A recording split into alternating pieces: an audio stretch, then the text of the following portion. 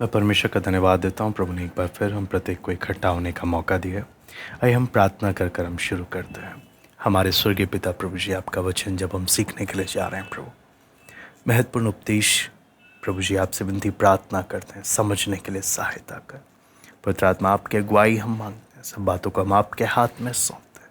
प्रार्थना प्रभु यीशु मसीह के नाम से हम मांगते हैं, आमीन। हम लोग परमेश्वर के वचन से त्रिएक परमेश्वर के बारे में उपदेश का महत्वपूर्ण बात हम देख रहे थे। और त्रिएक में हमने सीखा एक ही परमेश्वर है, एक परमेश्वर होकर भी तीन अलग अलग व्यक्ति, पिता, पुत्र, पवित्र आत्मा। लेकिन इसमें हमने एक बात को इस उपदेश में ध्यान रखना है कि त्रिएक परमेश्वर बोलते वक्त हमने परमेश्वर को तीन भागों में डिवाइड नहीं किया, तीन भागों में हमने बांटा नहीं है कि तीनों को एक परमेश्वर के तीन अलग अलग टुकड़े हो गए करके। नहीं, तीनों पूर्ण रूप से परमेश्वर हैं, पूर्ण रूप से, है ना। और इसलिए उनको पूरा पूरा परमेश्वर होने का दर्जा दिया है। वो ऐसा नहीं कि पिता 50% है, पुत्र 50% है, ऐसे से कर कर पूर्ण परमेश्वर नहीं बन रहा। ये पिता 100% परमेश्वर है, पुत्र 100% परमेश्वर है, पवित्र आत्मा 100% पूरा पूरा परमेश्वर है, और त्रिएक मिलकर, है ना, एक परमेश्वर है। तो ये एक महत्वपूर्ण बात है। अपने तत्व में वो पूर्ण परमेश्वर है। तो ये बात हम हमेशा हमें ध्यान में रखना चाहिए।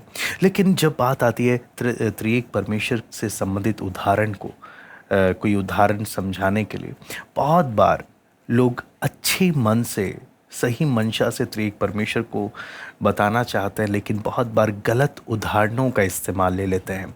जैसे कि कुछ उदाहरण जो कि गलत हैं और लेकिन अक्सर लोग इस्तेमाल करते हैं, उसमें है त्रिएक परमेश्वर को पानी के द्वारा, कि पानी के जैसे अलग अलग स्टेट होते हैं, सॉलिड, लिक्विड, गैस, ऐसे तीन अलग अलग पानी के उदाहरण को लेकर, सॉलिड, लिक्विड, गैस का इस एग्जाम्पल को लेकर लोग समझाने का कोशिश करते हैं कि इसी प्रकार से पिता, पुत्र, पवित्र आत्मा है। लेकिन हम देखें, पानी तीनों स्तर पर हमेशा उपलब्ध नहीं है। लेकिन हम जब परमेश्वर के विषय में जब देखते हैं, त्रिएक परमेश्वर तीनों में, पिता, पुत्र, पवित्र आत्मा, पूर्ण रूप से हर समय एक समान है। तो इंटेंशन, इरादा सही है, लेकिन उदाहरण गलत है।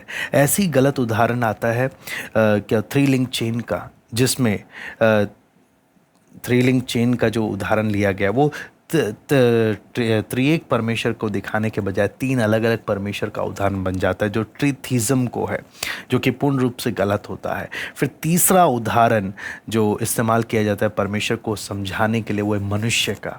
जैसे मनुष्य में शरीर, प्राण, आत्मा है, ऐसे ही त्रिएक परमेश्वर में पिता, पुत्र, पवित्र आत्मा है।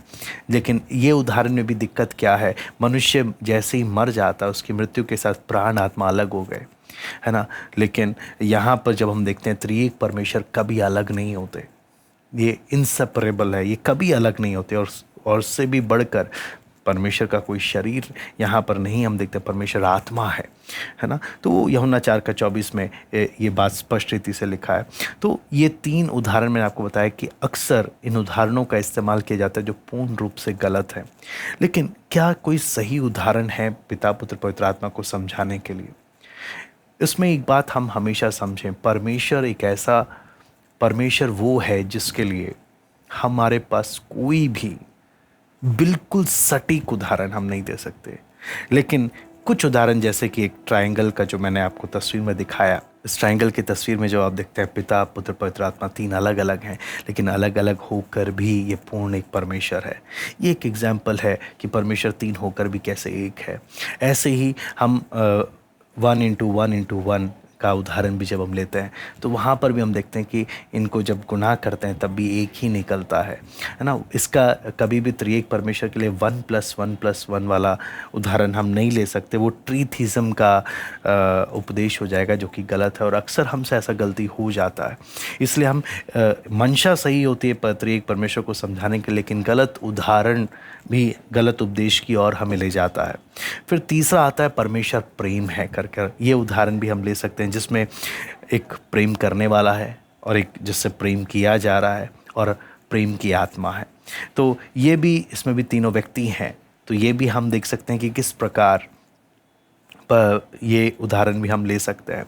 तो कहने का मतलब ये सही उदाहरण को लेना त्रिएक परमेश्वर को समझाने के लिए महत्वपूर्ण है, और गलत उदाहरणों से बचना, तो ये एक महत्वपूर्ण है। लेकिन सवाल आता है, इसमें एक महत्वपूर्ण बात आता है कि त्रिएक परमेश्वर के इस उपदेश का महत्व क्या है। ये त्रिएक उपदेश का महत्व क्यों, त्रिएक परमेश्वर को इस तरीके से सीखना समझना जरूरी है, त्रित्व का उपदेश क्यों इतना महत्वपूर्ण है। सबसे पहला हम कुछ बातों को देखते हुए हम इसमें देख रहे हैं। सबसे पहला, परमेश्वर ने खुद अपने आप को वचन में बताया है कि हर एक व्यक्ति परमेश्वर को सही तरीके से जाने, और परमेश्वर का वचन परमेश्वर को त्रिएक के रूप में दिखा रहा है, त्रिएक परमेश्वर के रूप में दिखा रहा है, जिसमें एक परमेश्वर है, लेकिन उस एक परमेश्वर में पिता परमेश्वर, पुत्र परमेश्वर, पवित्र आत्मा परमेश्वर करके स्पष्ट रीति से हमें दिखाई देता है, और ये बात स्पष्ट रीति से है। दूसरी बात, जब हम त्रिएक परमेश्वर के इस उपदेश को सही रीति से जब हम समझने लगते हैं, तो ये हमें बहुत से गलत उपदेशों से बचाता है। गलत उपदेश जैसे कि पिछली बार भी मैंने सामने आपके रखा था, ट्रीथिज्म, त्रिदेववाद, जहाँ पे 3 अलग अलग परमेश्वर है, वो एक गलत उपदेश है। फिर आपने देखा मॉडलिज्म, है ना, एक रूपवाद के बारे में कि एक ही परमेश्वर के अलग अलग रूप है ना। और उसके बाद सब ऑर्डिनेशनिज्म, उस बोलने का मतलब जिसमें पुत्र पिता से छोटा है करके ऐसा सिखाया जाता है, तो वो एक गलत उपदेश है। फिर एक और गलत उपदेश है बाइनिटेरियनिज्म, बोलने का मतलब यहाँ पर कि इसमें माना जाता है कि सिर्फ दो परमेश्वर में तो 2 ही व्यक्ति हैं, परमेश्वर में सिर्फ 2 ही व्यक्ति हैं, पिता और पुत्र, है ना। तो ये एक बात आता है। तो कहने का मतलब अलग अलग गलत उपदेश जब कलीसिया के सामने आते हैं, तो अगर हम त्रिएक परमेश्वर के सही उपदेश को जानते हैं, तो ये हमें बहुत से गलत उपदेशों से बचाता है। और उसके बाद आता है कि परमेश्वर का ये उपदेश और प्रभु यीशु मसीह का पूर्ण ईश्वरत्व, ये एक ऐसा विषय है जो हमारे उपदेश का एक बोलते हैं आधार है, हमारे विश्वास के आधार है।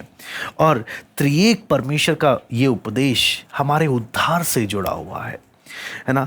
पिता, पुत्र, पवित्र आत्मा हमारे उद्धार में अलग अलग भूमिका किस प्रकार से अदा कर रहे हैं। तो ये एक महत्वपूर्ण उपदेश है हर प्रकार से। इसलिए ज़रूरी है कि त्रिएक परमेश्वर का उपदेश या तत्व का उपदेश हर एक परमेश्वर के जन को, कलीसिया के हर एक विश्वासी भाई बहन को ये अच्छे तरीके से मालूम होना चाहिए, है ना। और तत्व के उपदेश का जो आधार हम देखते हैं, प्रेरितों के उपदेश में भी हम इस बात को देख सकते हैं स्पष्ट रीति से, जो बताया गया पिता, पुत्र, पवित्र आत्मा के बारे में, है ना। नाइसीन क्रीड, जो अगर आपने प्रभु यीशु मसीह का ईश्वरत्व का जो इतिहास हमने देखा, उसमें भी आप देखें पूर्ण रीति से त्रिएक परमेश्वर को स्पष्ट रीति से दिखाया गया है। तो ये हमारे उपदेश का एक सबसे महत्वपूर्ण आधार है, जिसे हमें किसी रीति से हमें क्या बोलते हैं, एक भ्रम में नहीं रहना।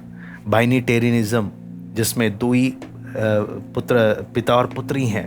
फिर ट्रीथिज्म, पिता, उसमें 3 अलग अलग परमेश्वर हैं। मॉडलिज्म, जिसमें हमने देखा एक ही परमेश्वर के अलग अलग रूप हैं, है ना। तो ये बहुत सारे गलत उपदेशों से कलीसिया ने बचना है। इसलिए परमेश्वर को सही तरीके से समझना, वचन के आधार पर परमेश्वर किस रीति से दिखा रहा है, और उसके बाद गलत उपदेशों से बचना। फिर ये हमारे उद्धार से संबंधित हमारे विश्वास के महत्वपूर्ण आधार है। तो ये एक ऐसा उपदेश है, एक ऐसा विषय है जो हम एक एक को बहुत अच्छी तरीके से मालूम होना चाहिए। प्रभु की मर्जी भी आने समय में हम कलीसिया के इतिहास से भी इसके बारे में हम देखेंगे कि क्यों परमेश्वर कलीसिया के इतिहास में गड़बड़ियां जो हुई तत्व के उपदेश को लेकर, और परमेश्वर ने जो ये खरा उपदेश, सही उपदेश जो हम तक पहुंचाया, इसे क्यों सही तरीके से समझते हुए हमें प्रभु में बढ़ना चाहिए। आइए हम प्रार्थना करें। स्वर्गीय पिता प्रभु जी, हम आपको धन्यवाद देते हैं पिता, अभी तक आपने संभाला प्रभु तत्व के इस उपदेश को प्रभु समझने के लिए हमें एक को सहायता कर पिता, कि किस प्रकार से हमारा विश्वास का आधार क्या है और हमें कैसे उस एकमात्र सच्चे परमेश्वर त्रिएक परमेश्वर के इस उपदेश को सीखना, समझना और उसके अनुसार हमारा आचरण जीवन होना चाहिए प्रभु। हर प्रकार के गलत उपदेशों से बचने के लिए प्रभु एक एक को आप सहायता करें। और प्रभु जो गलत उपदेशों में फंसे हैं प्रभु, उन्हें भी पिता आपके सत्य वचन को समझने के लिए आप सहायता करें। सब बातों को हम आपके हाथ में सौंपते हैं। सर आदर महिमा केवल हम आपको देते हैं। प्रार्थना प्रभु यीशु मसीह के नाम से हम